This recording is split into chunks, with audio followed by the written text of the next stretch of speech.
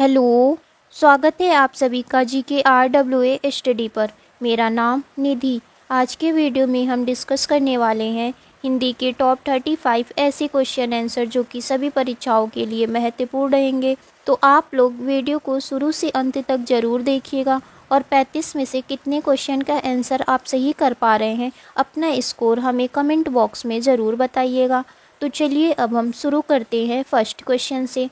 ए का उच्चारण स्थान क्या है? बताइए, ए का उच्चारण स्थान क्या है? ऑप्शन बी इसका राइट आंसर होगा कंठ तालु।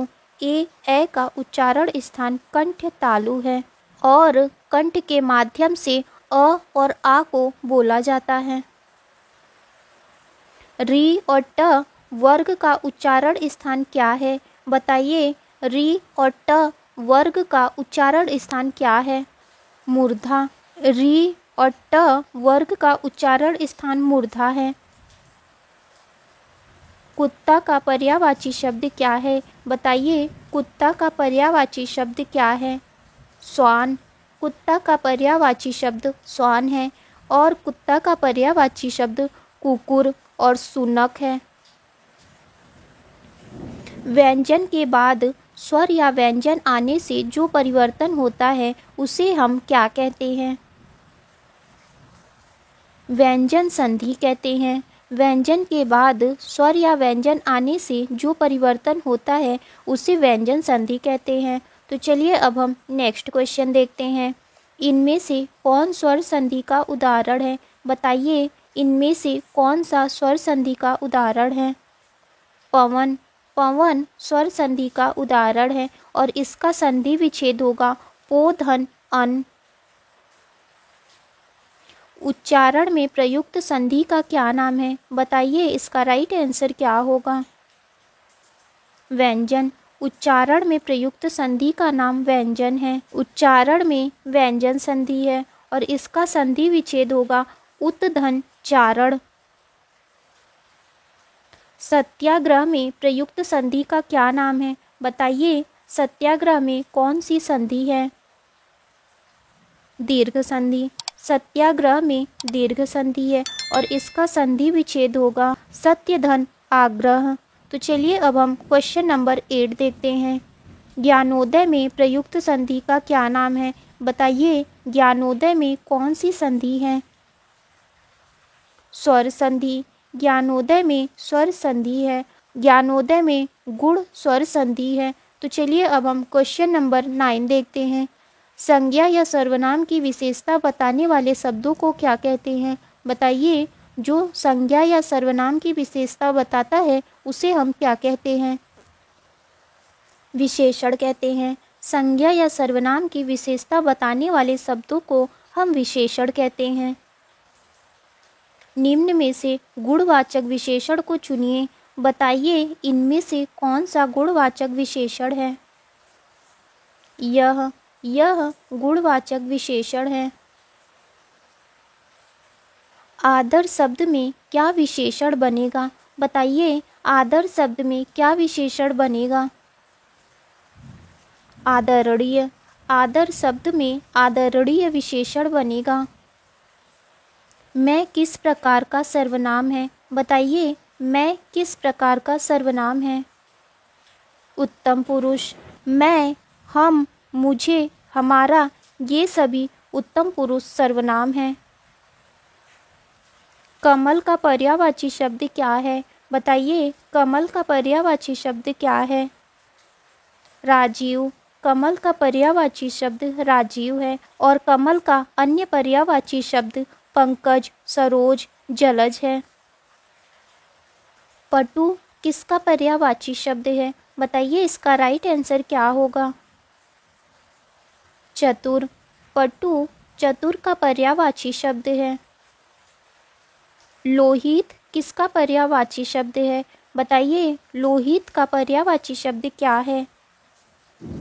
रक्त। लोहित का पर्यायवाची शब्द रक्त है।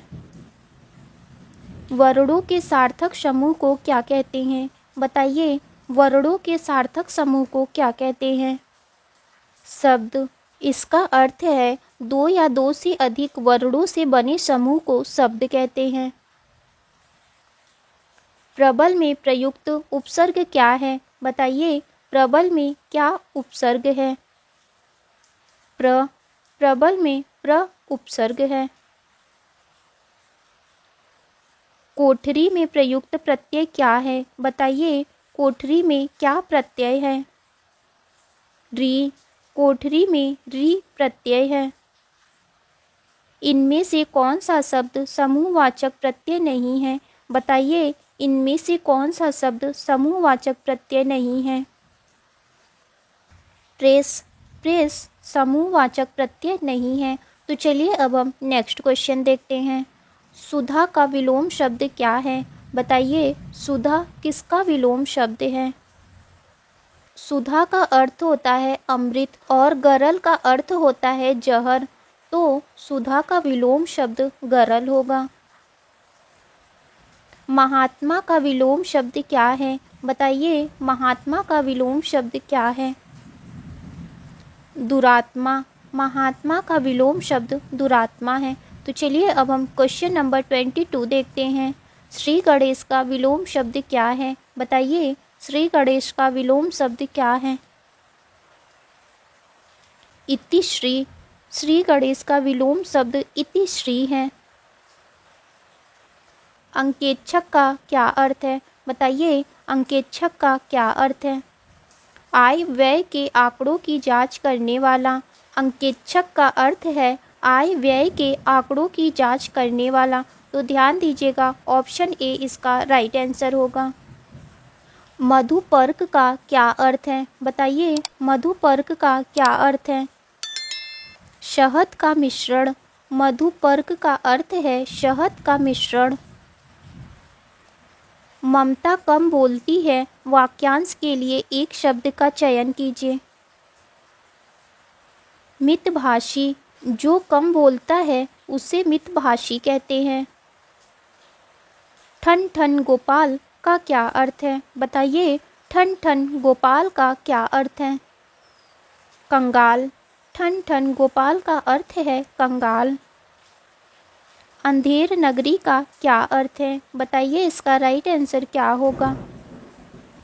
ऑप्शन सी इसका राइट आंसर होगा, अन्याय की जगह।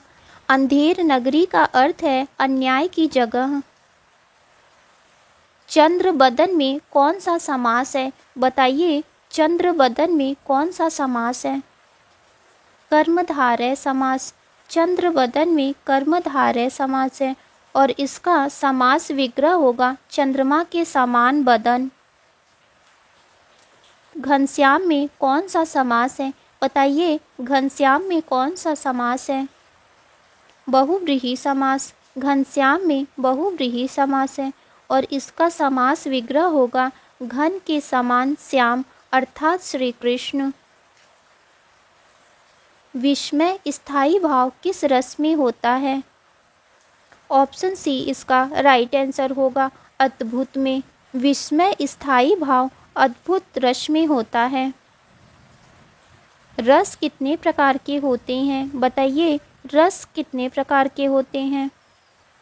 9 प्रकार के। रस 9 प्रकार के होते हैं। वाक्य के अशुद्ध भाग का चयन कीजिए। मीठे वचन बोलना उत्तम गुण है।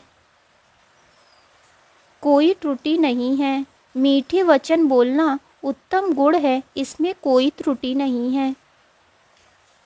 आँख का अंधा नाम नयन सुख का क्या अर्थ है? गुण के विपरीत नाम। आँख का अंधा नाम नयन सुख का अर्थ है गुण के विपरीत नाम। सूर्य का अपर्यायवाची शब्द क्या है? बताइए, सूर्य का अपर्यायवाची शब्द क्या है? महेंद्र। महेंद्र सूर्य का पर्यायवाची शब्द नहीं है, जबकि दिनकर, दिवाकर, सूरज ये सभी सूर्य के पर्यायवाची शब्द हैं। आकाश का पर्यायवाची शब्द नहीं है। बताइए, इनमें से कौन सा शब्द आकाश का पर्यायवाची शब्द नहीं है? यह आपका टेस्ट क्वेश्चन होगा। इसका आंसर आपको कमेंट बॉक्स में बताना है। तो आज की वीडियो आपकी यहीं तक थी। वीडियो अच्छी लगी हो तो लाइक करें, शेयर करें। अगर आप चैनल पे नए हैं तो चैनल को ज़रूर सब्सक्राइब करें।